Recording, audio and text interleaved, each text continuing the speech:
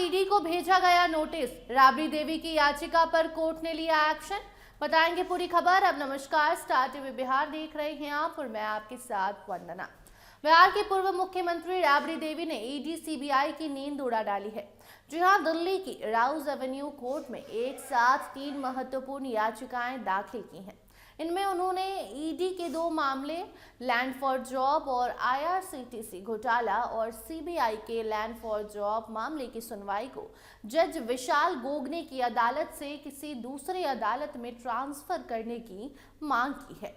आपको बता दें कि राबड़ी ने 24 नवंबर को दाखिल अपनी एक अन्य याचिका में जज विशाल गोगने के अदालत संचालित करने के तरीके पर सवाल उठाए थे। उन्होंने आरोप लगाया था कि आईआरसीटीसी घोटाले की सुनवाई पूर्व नियोजित तरीके से आगे बढ़ाई जा रही है और अदालत का रुख निष्पक्ष नहीं दिखता है, जिसके कारण वो ट्रांसफर चाहती हैं। इसी आधार पर उन्होंने अनुरोध किया है कि पूरा मामला किसी दूसरे अदालत को ट्रांसफर कर दिया जाए, जिसकी सुनवाई हुई। जिला जज की अदालत ने राबड़ी देवी की याचिकाओं पर आज सुनवाई किया और सुनवाई करते हुए कई बड़े फैसले भी लिए गए, एक्शन भी लिया गया। आपको बता दें कि जिला जज की अदालत ने राबड़ी देवी की याचिकाओं पर सुनवाई करते हुए सीबीआई और ईडी को नोटिस जारी कर जवाब तलब किया है। एजेंसियों के जवाब के बाद अदालत इस पर अलग फैसला करेगी। इन याचिकाओं पर अगली सुनवाई 6 दिसंबर को तय की गई है। इसी दिन राबड़ी देवी की पहले से लंबित कोर्ट ट्रांसफर याचिका पर भी सुनवाई है।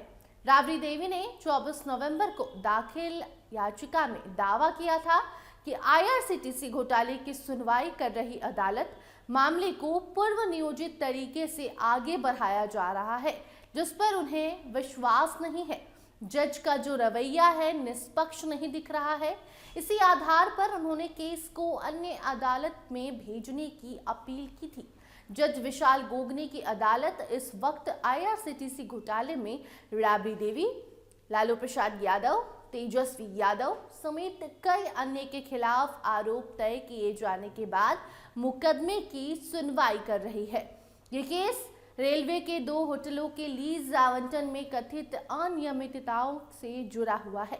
आरोप है कि 2004 से 2009 के बीच जब लालू यादव रेल मंत्री थे, तब इन होटलों की लीजिंग में भ्रष्टाचार हुआ। पिछले महीने अदालत ने इस केस में आईपीसी की धारा 420, 120 बी और प्रिवेंशन ऑफ करप्शन एक्ट के तहत आरोप तय किए थे। इससे पहले 11 नवंबर को अदालत ने लालू और राबड़ी द्वारा दायर दैनिक सुनवाई में विरोध वाली याचिका खारिज कर दी थी। लगातार इन मामलों पर सुनवाई चल रही है। सीबीआई का आरोप है कि रेलवे में ग्रुप डी की नौकरी के बदले उम्मीदवारों से जमीन लालू यादव के परिवार के सदस्यों या उनके करीबी बेनामी संस्थाओं को ट्रांसफर कराई गई।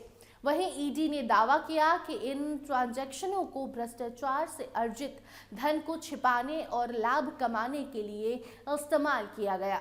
सीबीआई द्वारा दायर लैंड फॉर जॉब घोटाले में आरोप है कि रेलवे में ग्रुप डी की नौकरियों के बदले उम्मीदवारों से जमीनें ली गई।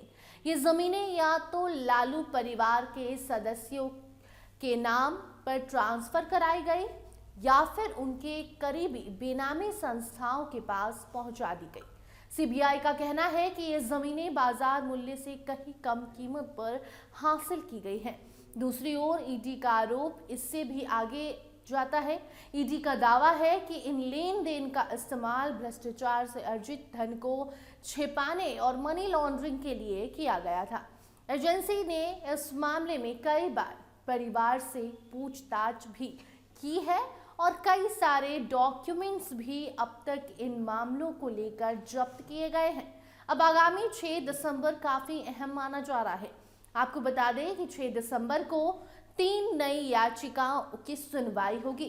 पहले की लंबित ट्रांसफर याचिका पर भी बहस होगी। अगर अदालत राबड़ी देवी की मांग स्वीकार करती है तो फिर लैंड फॉर जॉब और आईआरसीटीसी से जुड़े बहुचर्चित मामलों की जो सुनवाई है वो जज गोगने की अदालत से हटकर दूसरी कोर्ट में भेजी जा सकती है। दूसरे कोर्ट को ये मामला ट्रांसफर किया जा सकता है और अगर याचिका खारिज होती है तो मौजूदा अदालत में ही ट्रायल तेजी से अब आगे बढ़ेगा। राबड़ी देवी की याचिका खारिज हो जाएगी, उनकी बात नहीं सुनी जाएगी। अब सबकी निगाहें इस बात पर टिकी है कि सीबीआई और ईडी अदालत में क्या जवाब दाखिल करते हैं और 6 दिसंबर को अदालत राबड़ी देवी की याचिकाओं पर क्या कुछ रुख अपनाती है। आपको बता दें कि इससे जुड़ी कोई भी नई रिपोर्ट आएगी तो उसे आप तक हम जरूर पहुंचाएंगे। फिलहाल इस खबर पर आपकी क्या राय है, कमेंट सेक्शन में बताइए। देखते रहिए स्टार टीवी बिहार। धन्यवाद।